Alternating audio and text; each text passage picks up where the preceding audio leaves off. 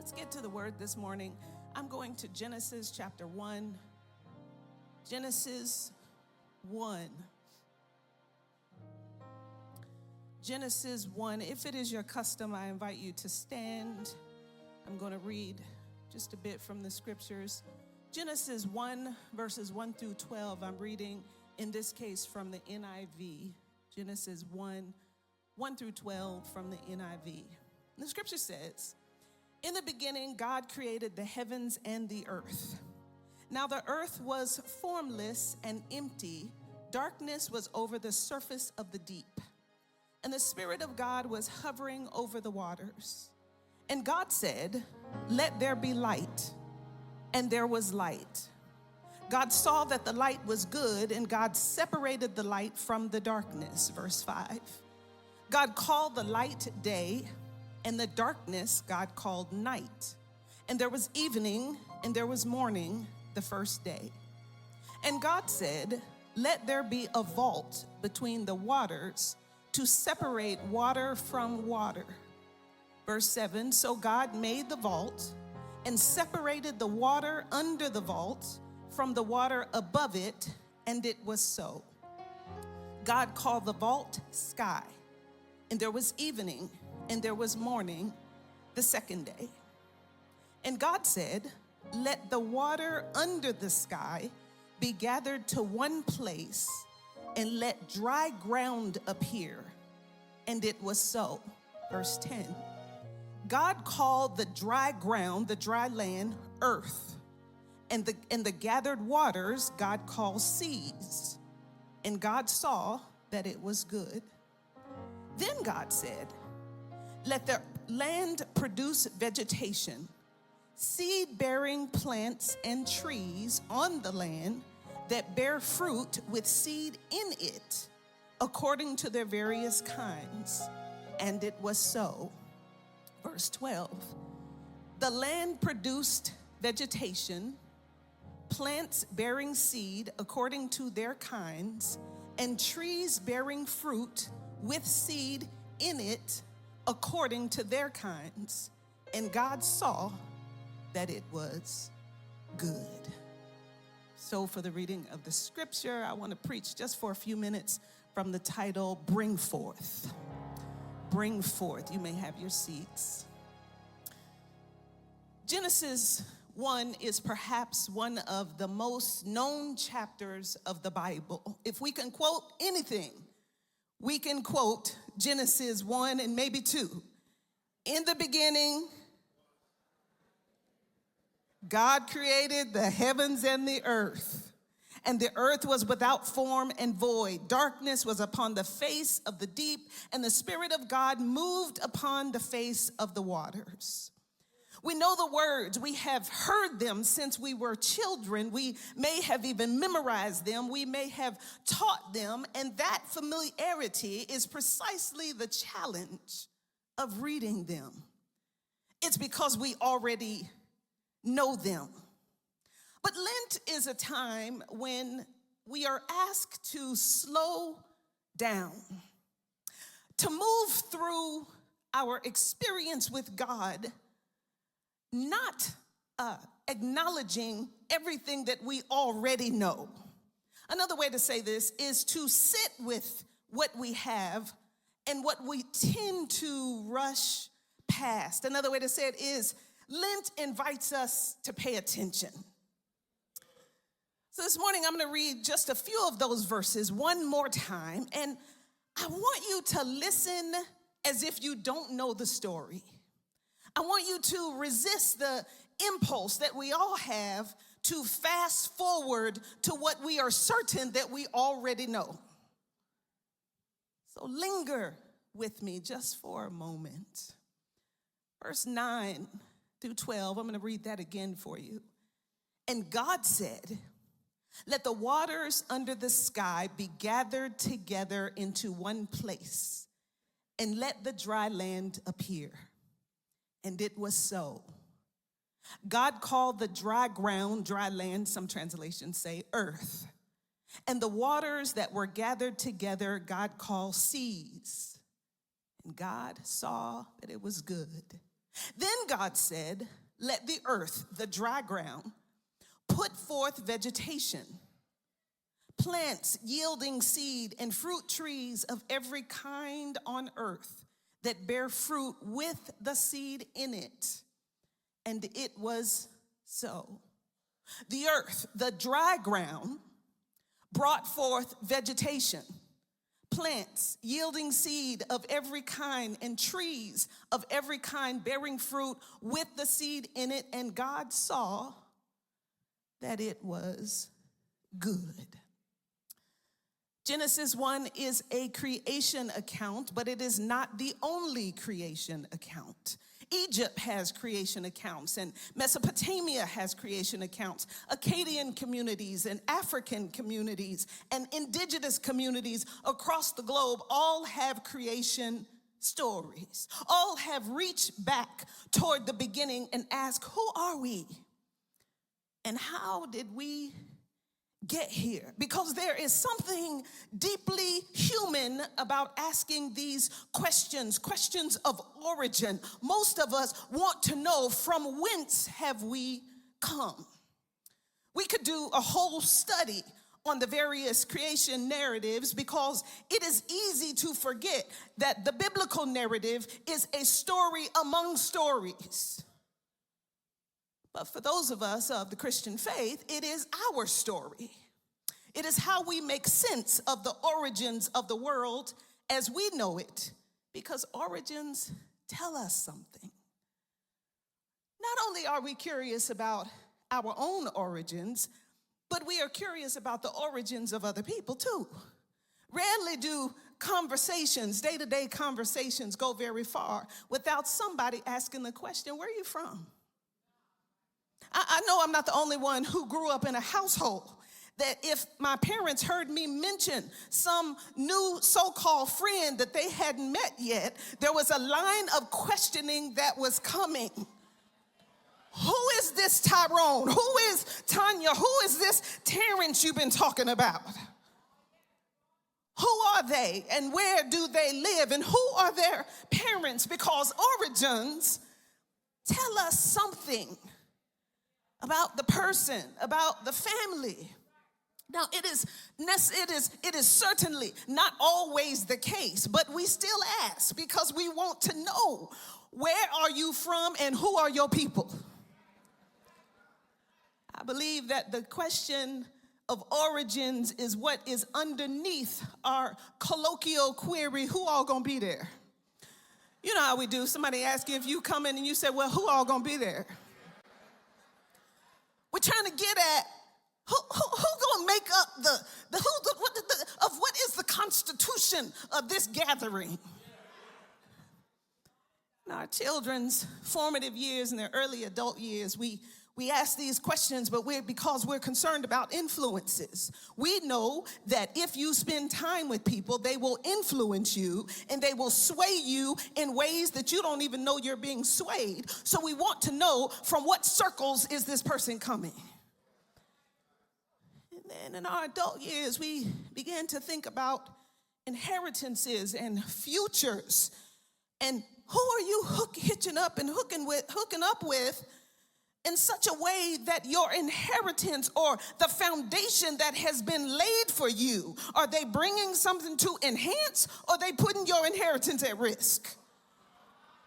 I know I'm not the only one who can do some side eyeing, because we want to know, what are you bringing to the table?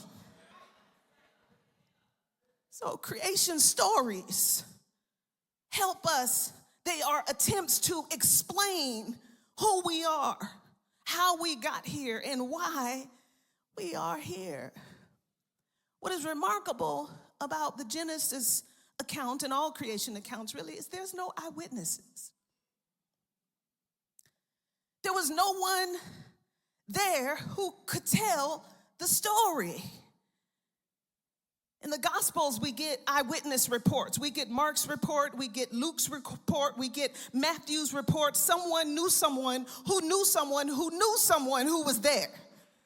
So there's a witness, there's a reporter, there was some bystander, there was some observer. In Psalms, we get the voice of the psalmist. In the prophets, we get the word of the Lord through messengers, Ezekiel and Hosea and Jeremiah. Somebody heard something or saw something and they told it. But in the creation drama, there's no human witness.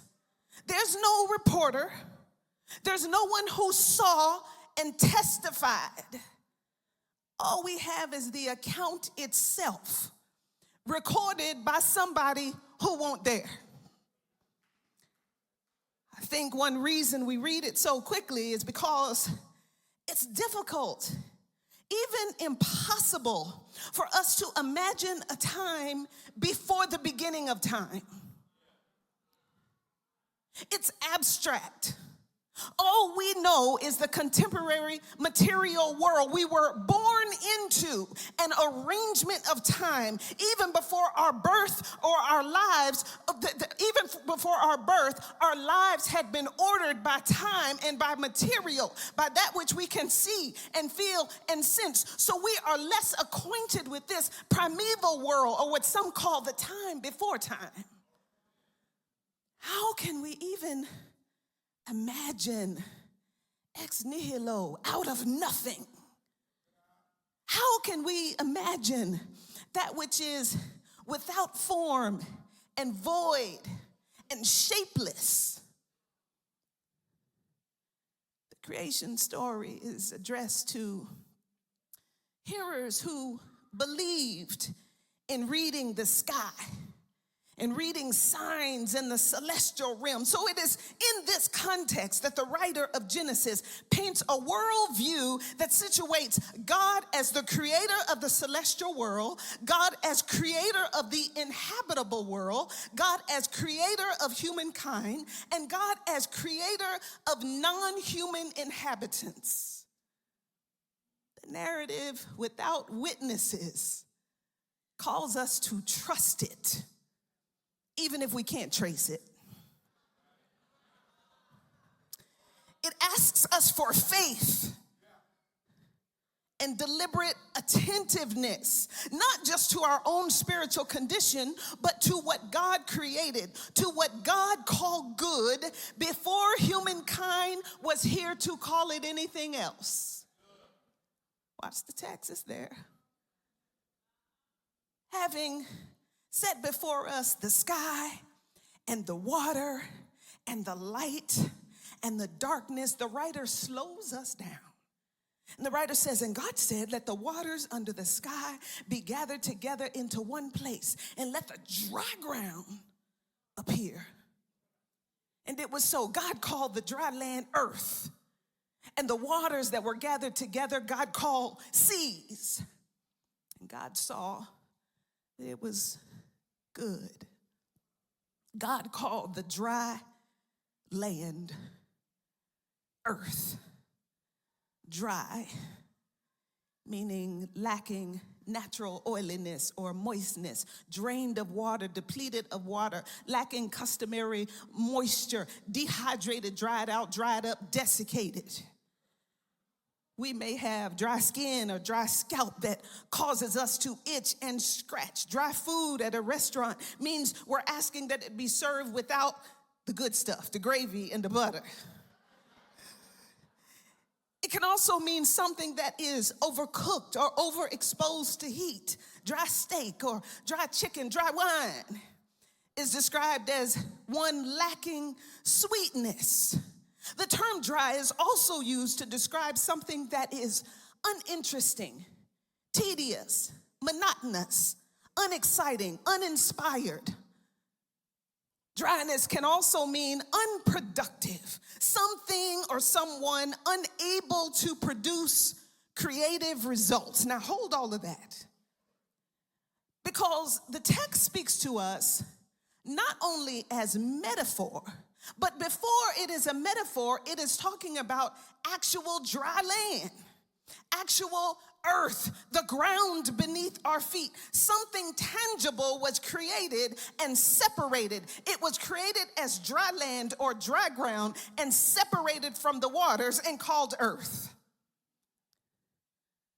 earth was dry, not as a figure of speech, but literally dry.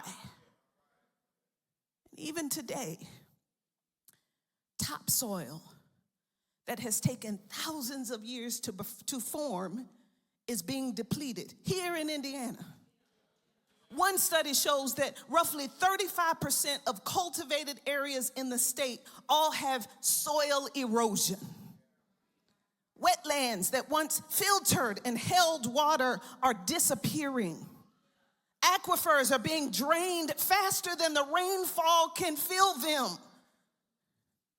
And it is often the case that Black and brown communities are sitting on the land that has been stripped, that has been contaminated, that has been written off, sacrifice zones they call them. Land treated as expendable, dried up, dried out, seemingly unable to produce. We know something about being dry. We know something about land that has been treated as if it has no future. So when the text says dry land, I need you to hear it in both registers. So there's the metaphorical and there's the literal. There's the spiritual and the material. God is not only speaking to our dry seasons, God is speaking over the actual earth. Notice what the text does not say. For the sky, the text says, God said, let there be a vault between the waters to separate the waters, and it was so. Let there be a light, or for the light, God said, let there be light, and there was light. God speaks, and the thing exists. But then the pattern shifts. Watch it closely. God doesn't say, let there be vegetation, and it was just so. God says, let the earth put forth. Let the earth bring forth. Let the land bring forth. So God issues a call to the earth, and the earth responds to God. The earth has its own generative capacity, its own agency. God calls forth from it rather than creating over it. So another way, God is not doing something to the earth. God is doing something with the earth. So we see this partnership in the text, God's partnership with the earth that precedes God's relationship with humanity. See, the challenge is we tend to read the text as if humanity is the single and central character interacting with God. We tend to read the text as if the rest of creation is all props being set up on the stage before the main character arrives. But what if we see the earth is not simply just a backdrop to the story, not just scenery in the story, but the earth as a participant in God's creation story? What if we see God interacting with the earth before God even interacted with humankind? God looks at this dried up, dehydrated, dried out, desiccated, uninteresting, uninspiring, dry land and calls it good. Not just serviceable, not just adequate, not just something that is useful for other kinds of production, but God calls it good. Now, God was not saying it's all good in the kind of light, colloquial, contemporary way that we say it. It wasn't this passive, generic term that we attach to anything that it doesn't really repel us, so we can just say it's good. No. The Hebrew word here is tov. There is no singular English translation that captures the dimensions of tov, but it means more than okay. So this term good here, it may be translated as pleasant, agreeable, excellent, valuable in estimation, right, appropriate. One translation says pleasing. So in the creation narrative, walk with me here, The dehydrated, dried up, dried out, desiccated, uninteresting, uninspired, unable to produce creative dry land is actually pleasant, pleasing, agreeable, right, and appropriate in the eyes of the Creator.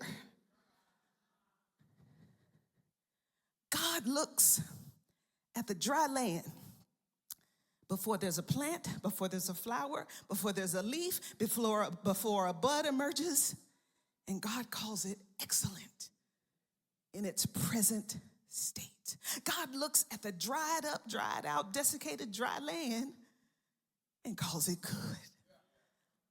That's a word for somebody today. There are seasons of our lives that will be just like the dry land. There will be times when we find ourselves dry and desolate, desiccated, in desperate situations. There are times in ministry when we are dry and experiencing drought. We will have dull seasons and waterless seasons, and these seasons are not linear and they are not chartable. They don't begin and end at predictable times. We sort of move in and out of these dry seasons in pursuit of a God who will not be fully known. So we will have dry seasons at work when despite all we do, we don't get any recognition and nothing seems to go well. We have dry seasons in our homes where things aren't necessarily bad, but they're not necessarily good either. They just dry. If you've ever had a significant relationship, whether it's marriage or not, there can be times when it feels dry and empty and uninteresting. Friendships become uninspiring and wither. I don't know about you, but I know what it's like to experience disinterest, dry situations, even in the things of God. I know we don't like to admit it, but even in our faith journey, we can experience this deep wrestling on the inside when we don't know what God is doing. And don't you know that's exactly when the adversary comes and works in these dry seasons when nothing seems to be going right. We're in the midst of failing to thrive, when it seems like we're disconnected and distant from God, when it seems like God is not answering our prayers and God is not present in our lives. And then well-meaning folk come and try to diagnose our spiritual situation. They come to let us know why God is not moving in your life. Because if I were you, I would. And they come to let us know why God is not blessing that thing. Are you sure God told you to do that? They come to let us know why God is not answering your prayer. They come to let us know why the oil of the Spirit is not running over our lives. I submit to you today, there's going to be some dry seasons. There's going to be some dry times. There's going to be some dry ground. But God didn't intend for the dry ground to stay in that state. It had a purpose for what it was, and it also has a future. There's divine purpose in the dry season, and there's divine purpose in the future. God looks at the dried up, dried out, desiccated, uninteresting, uninspired season of our lives and calls it pleasant, agreeable, excellent, right, appropriate, because God is not finished. The text says, the Lord, the earth brought forth vegetation, plants yielding seed of every kind, and trees of every kind, bearing fruit with the seed in it. And God saw that it was good. The CEB says it like this: then God said it, and that's what happened. Not eventually, not after a struggle, not when the dry land convinced God that it was ready. God spoke, the earth responded, and that's what happened. God did not intend for the earth, the wetlands, the aquifers, the soil to remain depleted. God calls the dry land good, and God calls it to bring forth.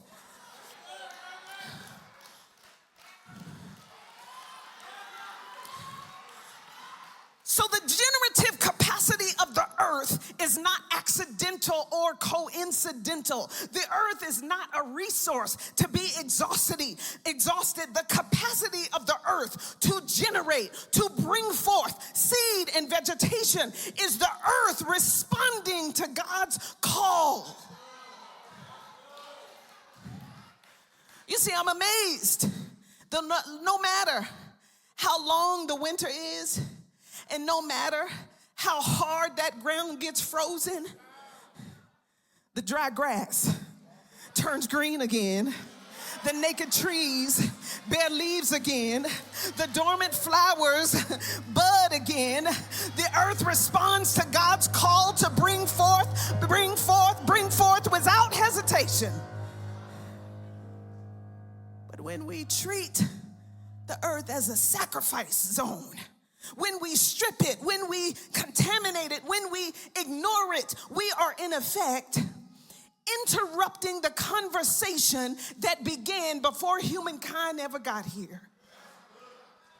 In other words, we're silencing the earth's response to a dialogue God started, and God called the dialogue with the earth good.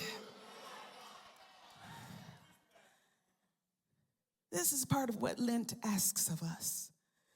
Not only to examine our inner lives, but to examine what we have done with what God has called good. God called the earth Tov. Before we were here, to call it something else. The God who transcends time looked out at the dry land and declared its future while it was still dry. So God didn't wait for the vegetation to appear to decide that the land was good. God spoke to it in its barren state and called it excellent, agreeable, right, and appropriate. Because God, this transcendent God, is not bound by what is, but God is already speaking toward what will be. This is why Jeremiah can say, I know the plans that I have for you that are in my mind, declares the Lord, and they are plans for peace and not disaster. This is why. So in spite of what it looks like, in spite of what it feels like, in spite of what folks say will happen or what they think won't happen, God is not surprised by your dry situation. God is not confused by your desiccated state. God is not waiting for you to be productive or presentable to call you excellent. God looks at you right where you are, dried up, dried out, desiccated, uninteresting, unable to produce creative results. And God calls you right and appropriate. And God says you are Tov, because the dry season isn't the end, it's just the beginning. God already sees the vegetation before it becomes forth. God already sees the fruit before you bear it. God already sees the seed bearing fruit after its own kind before you even notice the bud. Just when it feels like we are in an unending drought, God says, let it bring forth. Let it bring forth. Let it bring forth plants yielding seed, fruit trees bearing fruit with seed inside, according to its kind.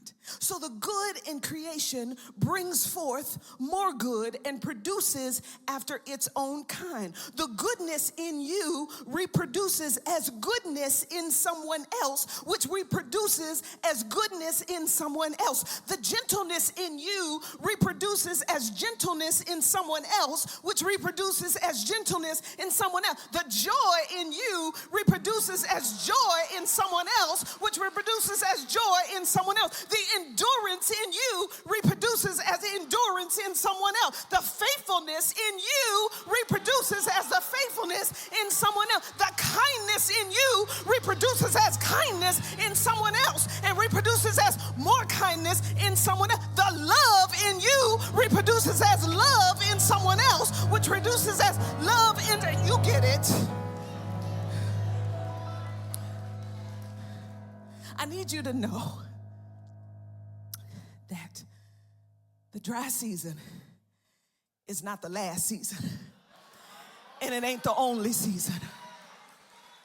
It's not the end of the earth story. It is not the end of your story. God calls the earth to respond to God, and God still calls us to respond to God, and that's what happens. I'm going to my seat.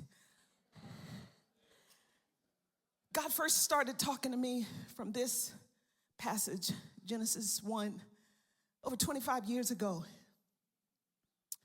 going through a very, very difficult time in my life.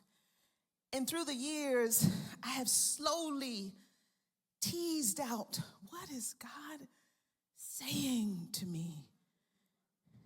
I remember as I look back at that time, for those of you who do this kind of old school stuff, praying and fasting and praying and fasting and praying and fasting and praying and fasting and praying and fasting and praying and fasting and praying and fasting, and it wasn't changing, mother. Somebody know what I'm talking about. But what I can say now in retrospect is that I needed that dry season. I needed the dry season to get to the bring forth season. I needed to learn that God doesn't need it to be good to me to be good for me. I needed to know what tov looks like in real life, that even in the direst of circumstances, that God could help me see that what God was doing in my life was pleasant and agreeable and right and appropriate. God did not fix my situation, but God was in the situation with me. And God was already speaking to me about who I would be even before I believed that I could be. So it's now, mother, that I can testify of what it means to have a full spiritual life. So one day I might be singing high and lifted up and all the earth is who you are. But the next day I might be singing, give me a clean heart, oh God, so I can serve you. The next day I might be singing, I will bless the Lord at all times. God's praise will continually be in my mouth. But the next day I might be praying, God, trap my enemies in a pit.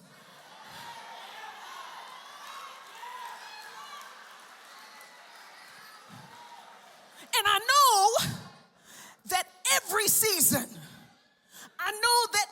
season, every dry spell, every seemingly unproductive moment is not only good, but is working for my good. Because the same God who looks at the dry land and calls it good and appropriate is looking at us today and calling your dry land good and appropriate. That same God is calling us to bring forth. The same God brings forth green grass without saying a word. The season just starts to change. Psalm 107 says it like this: God turns a desert into pools of water, a parched land into springs of water. And there God lets the hungry, the thirsty live. And they establish a town to live in. They sow fields and plant vineyards and get a fruitful yield. What does that mean? That God brings us into well-watered places that we can't see yet. God will make you a spring of water that doesn't run dry. The Bible says, out of your belly shall flow rivers of living water. That is a wealthy place. God called the dry land to bring forth. The text says that's what happened. God calls you. Bring forth. In the middle of the dryness, bring forth. In the middle of the desiccated experiences, bring forth. In the middle of what feels like the deepest, driest, darkest situation, bring forth. This is the word of God for the people of God. Thanks be to God.